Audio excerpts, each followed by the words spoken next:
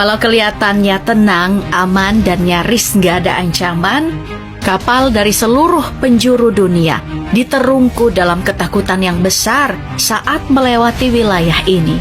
Utamanya bagi mereka yang berbendera negara-negara barat. Bukan persoalan perompak, tapi karena eskalasi geopolitik yang terus meningkat di Timur Tengah antara Houthi dan Amerika Serikat.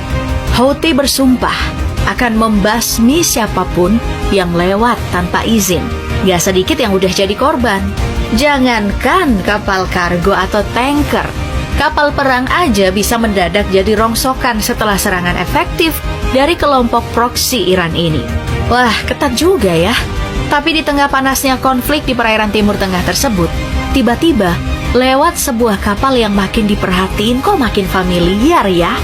Loh, kok ada logo Pertamina? Oh, ternyata kapal Indonesia toh. Kapal ini berhasil melewati Selat Bab al-Mandab setelah memberi isyarat pada otoritas Houthi. Keren juga. Mengingat ada lebih dari 15 kapal yang harus memutar balik dan ngambil jalur yang berkali lipat lebih jauh. Bahkan, jalur yang melewati Tanjung Harapan di Selat Afrika itu butuh waktu 3 pekan lebih lama untuk menuju Eropa. Kapal Gamsunoro yang merupakan bagian dari armada Pertamina adalah sebuah kapal tanker minyak mentah yang memiliki spesifikasi mengesankan. Dibangun pada tahun 2014, kapal ini memiliki bobot mati sebesar 105.000 ton.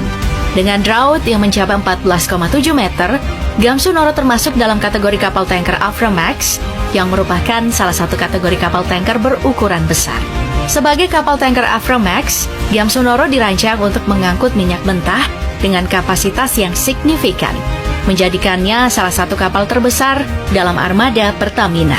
Ukuran dan kapasitasnya yang besar memungkinkan Gamsunoro untuk beroperasi secara efisien dalam menyangkut minyak mentah antar pelabuhan, baik di dalam maupun luar negeri.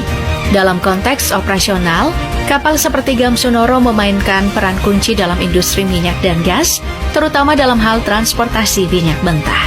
Keberhasilan Gamsunoro dalam melintasi Laut Merah bukan hanya sebuah pencapaian dalam hal navigasi, tetapi juga sebuah pernyataan politik. Indonesia, yang dikenal sebagai pendukung Palestina, menunjukkan keberanian dengan melintasi Laut Merah, mengirimkan pesan tersirat kepada Houthi dan komunitas internasional. Ini menegaskan posisi Indonesia dalam konteks geopolitik yang lebih luas, termasuk dalam mengelola resiko di salah satu jalur pelayaran paling berbahaya di dunia. Privilege tersebut tentu didasari oleh latar belakang kebijakan politik luar negeri Indonesia yang selama ini dikenal paling getol dalam membela Palestina di kancah internasional. Gak heran kalau sekelas Houthi yang berdarah dingin aja bisa segan banget sama negara kita. Tahu kan, selain secara diplomatik, Indonesia juga bisa ngirimin bantuan militer kalau situasinya makin gak terkendali. Kalau memang begitu, maka Indonesia kemungkinan bakal mengirimkan tank harimau buatan dalam negeri untuk penyerangan di sektor darat. Tank ini dibuat dari hasil kerjasama antara PT Pindad dan perusahaan asal Turki bernama FNSS. Dari hasil kerjasama ini, mereka berhasil membuat tank medium yang diberi nama tank harimau. Dengan panjang 9 meter dan lebar mencapai 3,3 meter, membuat tank ini hanya berbobot 35 ton saja. Padahal, tank harimau dibekali senjata utama berupa meriam Cockerill berukuran kaliber 105 mm.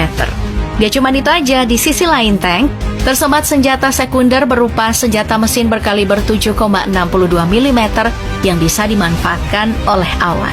Nah, karena bobot yang cukup ringan, tank ini mampu melaju di kecepatan maksimum 78 km per jam. Bahkan tank ini mampu menempuh jarak sejauh 450 km dalam sekali pengisian bahan bakar.